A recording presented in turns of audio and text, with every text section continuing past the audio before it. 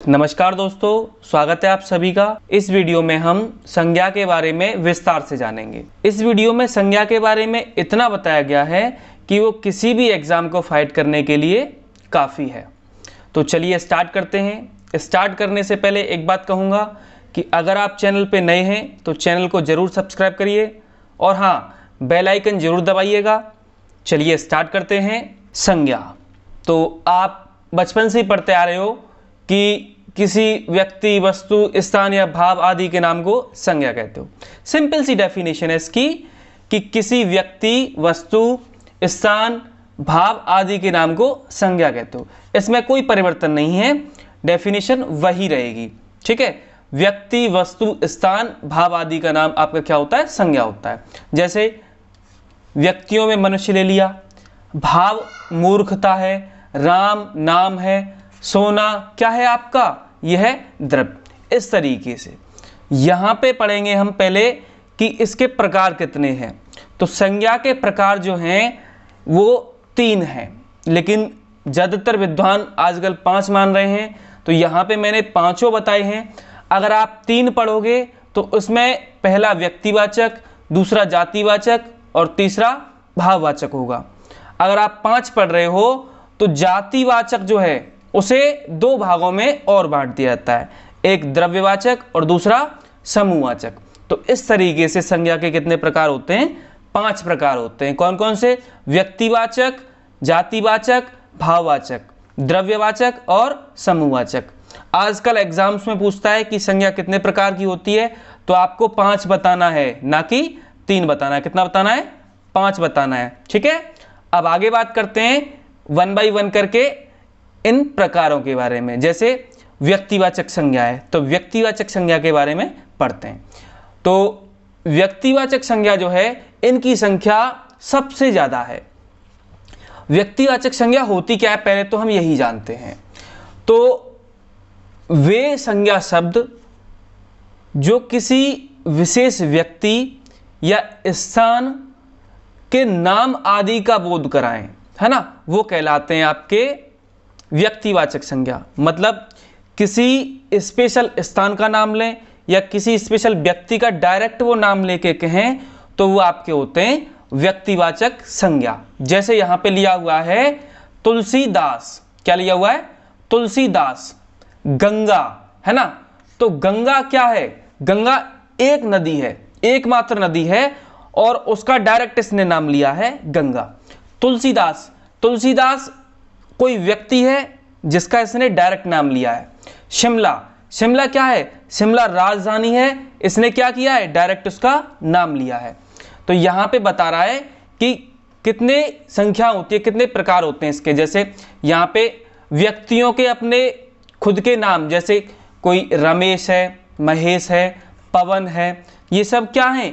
ये व्यक्तियों के नाम हैं, तो ये व्यक्तिवाचक संज्ञा के अंतर्गत आएंगे, है ना। जैसे नदियों के नाम, नदियों के नाम में अगर किसी नदी का नाम इसने स्पेशल लिया है, जैसे यमुना या फिर गंडक या फिर सिंधु, तो आएंगे आपके व्यक्तिवाचक संज्ञा के अंतर्गत। ठीक है, जैसे यहाँ पे इसने झील लिए हैं तो झीलों के भी नाम लेगा ये डायरेक्ट। जैसे डल झील हुई आपकी, या फिर बैकाल झील हुई। समुद्रों की बात करें, समुद्रों के जो नाम होते हैं वो भी आपके व्यक्तिवाचक संज्ञा में आते हैं। जैसे प्रशांत महासागर है, हिंद महासागर है ना, अटलांटिक महासागर है, ये भी क्या है? स्पेशल डायरेक्ट इनके नाम ले रहा है ये। पहाड़ों के नाम की बात करें तो जैसे विंध्याचल होता है आपका, हिमालय होता है, या फिर अरावली होता है, ये भी स्पेशल नाम से लिए गए हैं। या फिर किसी नगर का या गांव का इसने नाम लिया है, जैसे प्रयागराज हुआ आपका, मथुरा हुआ, आगरा हुआ, है ना, इनके डायरेक्ट इसने नाम लिए हैं। तो ये भी क्या है? आपके व्यक्तिवाचक संज्ञा ही हैं, है ना। तो व्यक्तिवाचक संज्ञा जो हैं उनकी संख्या सबसे ज़्यादा होती है। आगे बात करें, जैसे महादेशों के नाम हैं, तो महादेशों के जो नाम होंगे वो भी आपके क्या होंगे? व्यक्तिवाचक संज्ञा ही होंगे। जैसे एशिया लिया हुआ है इसने, दूसरा यूरोप लिया हुआ है इसने, है ना, अफ्रीका ले ले, कोई और ले ले, तो ये सब क्या होंगे? ये सब आपके व्यक्तिवाचक संज्ञा होंगे। राज्यों के नाम ले ले तो वो भी आपके क्या होंगे? व्यक्तिवाचक संज्ञा होंगे। जैसे उत्तर प्रदेश लिया है इसने, उड़ीसा लिया है इसने, बिहार लिया है है ना, स्पेशल नाम लिए हैं डायरेक्ट, तो ये भी क्या है आपके व्यक्तिवाचक संज्ञाएं। किसी पुस्तक का नाम ले ले, रामचरितमानस है, सूरसागर है, महाभारत है, ये सब है ना। किसी त्योहार का नाम ले या फिर किसी ऐतिहासिक घटना का नाम ले, तो वो भी क्या है व्यक्तिवाचक संज्ञा। जैसे यहाँ पे होली लिया हुआ है इसने, बाल दिवस लिया है, गणतंत्रता दिवस लिया है, ये सब क्या है, ये सब व्यक्तिवाचक संज्ञा ही हैं, है ना। या फिर ग्रह नक्षत्रों के नाम ले दे, सूर्य है, रोहिणी है, बुध है, मंगल है ना, इनके अगर ये नाम ले देगा तो ये भी आपके व्यक्तिवाचक संज्ञा में ही आएंगे। महीनों के नाम ले दे, ये जनवरी है, कार्तिक है, मार्च है, अप्रैल है ना, ये सब। या फिर दिनों के अगर ये नाम ले दे, जैसे सोमवार, मंगल, बुध, तो ये सब क्या है, ये सब हमारे व्यक्तिवाचक संज्ञा ही हैं, है ना, जो कि डायरेक्ट नाम लेके बताए जा रहे हैं। तो जिनका डायरेक्ट ये नाम ले स्पेशल तरीके से, उन्हें हम कहते हैं व्यक्तिवाचक संज्ञा। अब आगे बात करते हैं। दूसरा जो प्रकार है वो है आपका जातिवाचक संज्ञा। अच्छा, जातिवाचक संज्ञा में क्या होता है, ये किसी प्राणी मतलब किसी व्यक्ति या किसी वस्तु, है ना, उसकी संपूर्ण जाति का बोध कराता है। क्या, किसी प्राणी या वस्तु की संपूर्ण जाति का बोध कराता है, ना कि किसी स्पेशल नाम का। जैसे यहाँ पे नदी लिया हुआ है, अगर ये यहाँ पे गंगा लिख देता तो वो व्यक्तिवाचक हो जाती, लेकिन इसने नदी लिखा है। नदी मतलब कोई सी भी नदी हो सकती है, ये सभी नदियों को लेके चल रहा है ना, एक नदी जाति का बोध करा रहा है पूरी का ये। तो यहाँ पे ये क्या है, नदी जो है वो आपका जातिवाचक संज्ञा है। जैसे पहाड़ है, भाई पहाड़ तो काफ़ी हैं, विंध्याचल, अरावली, हिमालय और भी बहुत सारे हैं, है ना। तो ये पहाड़ की पूरी संपूर्ण जाति का बोध करा रहा है, ना कि किसी स्पेशल का। अगर ये स्पेशल का नाम लिखता तो वो आपका क्या होता, व्यक्तिवाचक संज्ञा। इसने पहाड़ लिया है तो ये क्या होगा, ये होगा जातिवाचक संज्ञा। मनुष्य लिया है तो मनुष्य की संपूर्ण जाति का बोध करा रहा है, ना कि किसी स्पेशल का, राम, श्याम, मोहन का, ये है ना। मनुष्य में तो कोई सा भी मनुष्य हो सकता है, राम भी हो सकता है, मोहन भी हो सकता है, और आपका कोई भी नाम ले दो, वो सब हो सकते हैं, ठीक है। तो ये तीनों जो हैं वो अपनी अपनी जाति का बोध कराते हैं। तो आपके जातिवाचक संज्ञा में कौन कौन से आते हैं, जैसे पशु, पक्षी या फिर कीट पतंगों के नाम जो हैं वो सब क्या हैं, जातिवाचक संज्ञा में आते हैं। जैसे घोड़ा, घोड़ा ये पूरी अपनी संपूर्ण घोड़ा जाति का बोध कराता है। चील, ये अपनी चील पूरी जाति का बोध कराता है। या फिर मैना या खटमल या गाय, ये पूरी गाय जाति का बोध करा रहा है। इसमें किसी स्पेशल गाय का नाम नहीं लिया है, पूरी गाय मतलब जितनी भी हैं, कितने भी टाइप की हों, वो पूरी गाय जाति का ये बोध करा रहा है ना। तो ये आपके क्या होते हैं, ये होते हैं जातिवाचक संज्ञा। या फिर अगला है फलों, सब्जी तथा फूलों के नाम, ये सब भी क्या होते हैं, ये भी आपके जातिवाचक संज्ञा होते हैं। जैसे आम ले लिया, है ना, केला ले लिया, पालक ले लिया, ये सब क्या है, अपनी संपूर्ण जाति का बोध करा रहे हैं, है ना। या फिर पहनने, ओढ़ने या फिर बिछाने के जो आपके सामान होते हैं, उनके अगर नाम आ जाएं तो वो भी क्या है आपके, वो आपके जातिवाचक संज्ञा है, ठीक है। जैसे कुर्ता लिया है, जूता ले लिया, तकिया है, धोती है, साड़ी है, ये सब हैं, ये क्या है, जातिवाचक संज्ञा है। दोस्तों अगर आप इसकी पीडीएफ चाहते हो तो उसकी लिंक मैं आपको डिस्क्रिप्शन में दे दूंगा, वहां से आप इस पीडीएफ को डाउनलोड कर सकते हो, जो भी मैं आपको ये पढ़ा रहा हूं। आगे बात करते हैं। जैसे यहाँ पे अगला लिया है अन्न या मसाले या मिठाई, इनके अगर नाम आते हैं तो वो भी क्या है आपके, वो भी आपके जातिवाचक संज्ञा है। जैसे गेहूं है, चावल है, जलेबी है, तेजपाल ले लिया या फिर रसगुल्ला ले लिया, है ना, ये सब क्या है, ये जातिवाचक संज्ञा है भैया। ये सामग्री हैं, सामग्री में आपका अलमारी ले लिया, कुर्सी ले लिया, घड़ी ले लिया, टेबल ले लिया, ये सब क्या है, ये सब भी आपके जातिवाचक संज्ञा है। आगे संबंधियों के नाम ले ले, जैसे बहन, तो पूरी अपनी बहन, भाई बहन तो स्पेशल किसी का नाम नहीं लिया है, बहन कह दिया है। भाई, तो ये भी क्या है आपके, ये भी हमारे जातिवाचक संज्ञा। अच्छा, थोड़ा सा डिफरेंस समझते हैं हम कि व्यक्तिवाचक संज्ञा और जातिवाचक संज्ञा में क्या अंतर होता है, इनको कैसे समझेंगे। जैसे हम यहाँ पे व्यक्तिवाचक में नाम लिया तुलसीदास, है ना, डायरेक्ट नाम लेके कहा है तुलसीदास। अगर हम जातिवाचक में बात करें तो इसे कहेंगे कवि, कवि तो संपूर्ण मतलब जितने भी कवि हैं उन सभी का बोध करा रहा है, लेकिन जब हम कवि में तुलसीदास कह देंगे तो वो होगा आपका व्यक्तिवाचक संज्ञा।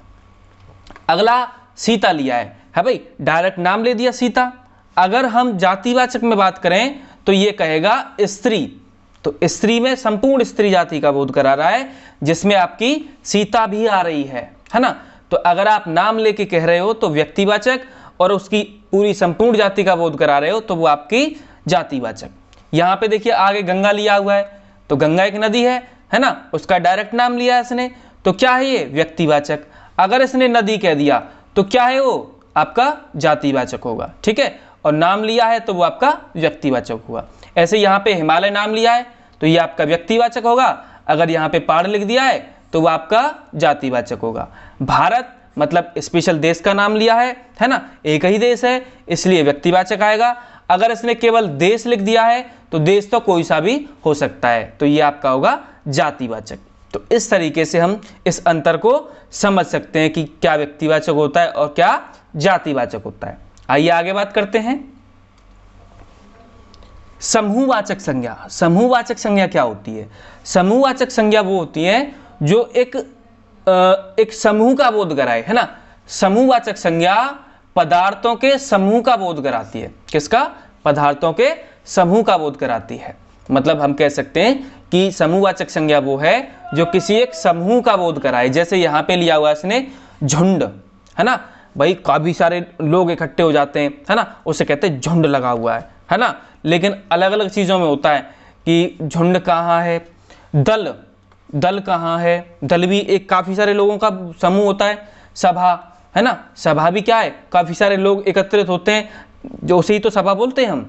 या फिर सेना, है ना, तो सेना में भी क्या होता है, काफी सारे लोगों का समूह होता है ना।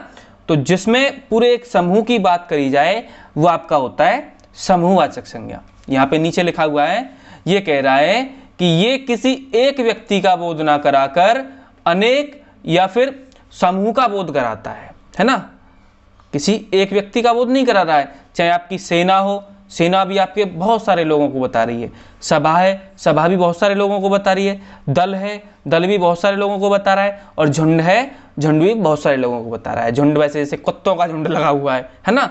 दल भैया वहाँ पे बजरंग दल वाले लोग हैं, बहुत सारे लोग हो सकते हैं।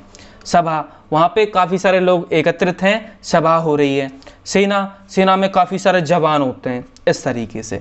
तो ये क्या है हमारे, ये समूहवाचक संज्ञाएं जो कि पूरे एक समूह का बोध कराते हैं। आगे बात करते हैं, अगला है द्रव्यवाचक संज्ञा। नाम से ही पता चल जाता है द्रव्यवाचक, ये किसी धातु या द्रव्य का बोध कराती है ना। इसमें कुछ ज़्यादा पढ़ने वाली चीज़ नहीं है। जो किसी द्रव्य या धातु का बोध करा दे उसे हम कहते हैं द्रव्यवाचक संज्ञा। जैसे यहाँ पे इसने लिया हुआ है सोना। सोना क्या है, कोई भी धातु है। पीतल धातु है, पानी द्रव्य है, घी, इस तरीके से। तो ये सब क्या है, ये सब आपके द्रव्य या फिर धातु है। जो द्रव्य धातु का बोध कराए उसे हम कहते हैं द्रव्यवाचक संज्ञा, ठीक है। आगे बात करते हैं हम भाववाचक संज्ञा। ये 5वां प्रकार है आपका भाववाचक संज्ञा। भाववाचक संज्ञा क्या होती है? तो भाववाचक संज्ञा वो होती है जो किसी व्यक्ति या पदार्थों के गुण धर्म का बोध कराए। किसका? गुण या धर्म का बोध कराए। किसी व्यक्ति हो या फिर कोई पदार्थ हो, उनके गुण और धर्म का बोध करा दे, उसे हम कहते हैं भाववाचक संज्ञा। जैसे यहाँ पे इसने लिया हुआ है अच्छाई। अच्छाई और बुराई हमेशा व्यक्ति में होती हैं, है ना। चौड़ाई, चौड़ाई और लंबाई हमेशा किसी वस्तु में होती है ना। मिठास, मिठास क्या है भाई, मिठास किसी सामान में ही तो होती है, चाहे आपका कोई फल हो या कोई मिठाई हो। वीरता, है ना, ये एक भाव है, ये भी किसी जैसे सेना के वीर, इस तरीके से, है ना। तो वीरता दिखाई उस व्यक्ति ने, तो ये क्या है, ये भाववाचक संज्ञा है ना।